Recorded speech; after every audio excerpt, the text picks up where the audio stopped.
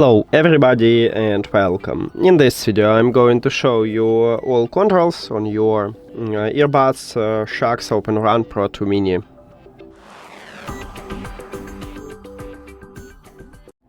So we have controls at the left headphone and at the right. At the left headphone we have a multifunctional button right here, and at the right we have volume up, volume down button and power button. So let's get started with volume control buttons. If you press one time at the volume up button would have a plus icon, you will increase the volume. And as you can see at this widget, just increase it.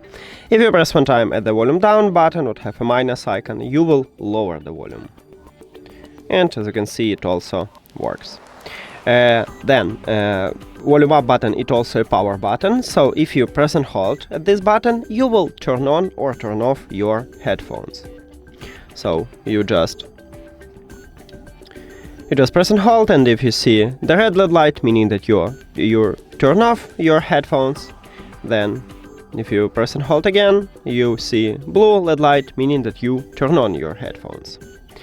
Let's move to our multifunctional button. So if you press one time at this button, you will play or pause the song. And you can see I just pause it, one more, and I play a song. If you wanna play next track, you need to press 2 times at this button. 1, 2. And if you wanna play previous track, you need to press 3 times at this multifunctional button.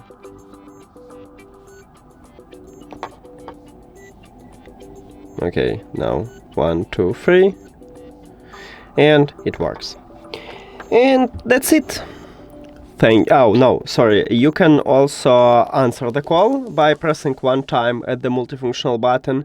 Then you can finish the call by pressing 1 time at the multifunctional button, but you can also reject a call by press and hold at the multifunctional button.